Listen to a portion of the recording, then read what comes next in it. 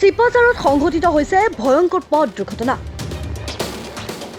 মাটি কঢ়িওৱা ডাম্পাৰে মহতিয়াই নিলে প্ৰাতঃভ্ৰমণলৈ অহা মহিলাক।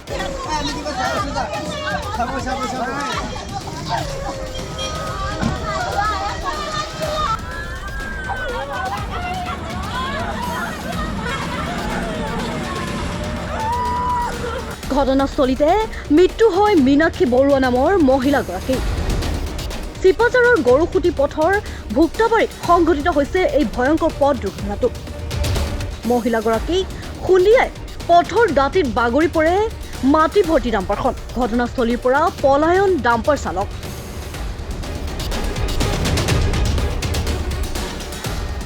ডাম্পাৰখনৰ নম্বৰ হৈছে AS13AC 6841। দুটি সন্তানৰ মাতৃ আছিল মীনাক্ষী বৰুৱা। ৰাতিপুৱা তাৰমানে ফুৰিব আহি তাৰমানে ফুৰি অহাৰ পিছত বহুত আঁতৰৰ পৰা গাড়ীখন আহি খুন্দিয়ালে আমাৰে ঘৰৰ বৌৱে হয়। এতিয়া নামটো হ'ল মীনাক্ষী বৰুৱা।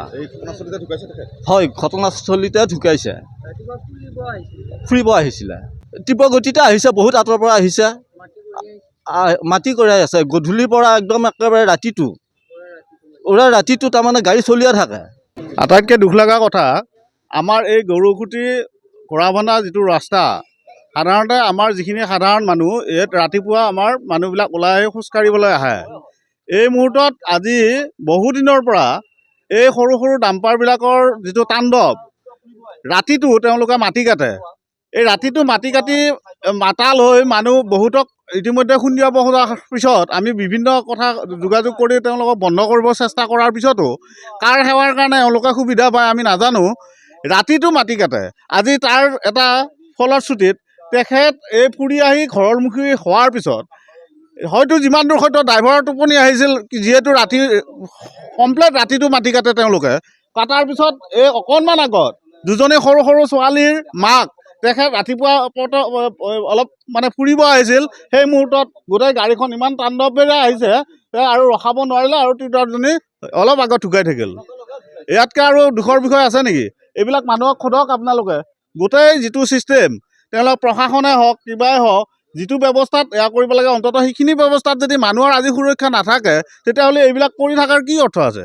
ৰাইজে সেইটোৱে আপত্তি কৰিছে যে তাতে এটা গাঁৱলীয়া পথ, ৰাতিটোতো ব্যস্ততাহে, পুৱা সময়ো তাৰ মানে কোনো হেৰি নাই, তাৰমানে এই ৰাস্তাত চলাৰ এটা অসুবিধা হৈ গৈছে। আনকি আমি ৰাতিপুৱা সাধাৰণতে ফুৰিব আহিছিলোঁ আগতে, আজিকালি আমি এই ৰাস্তাটোত অহা বন্ধ কৰিছোঁ গাড়ীৰ তাণ্ডৱৰ কাৰণে।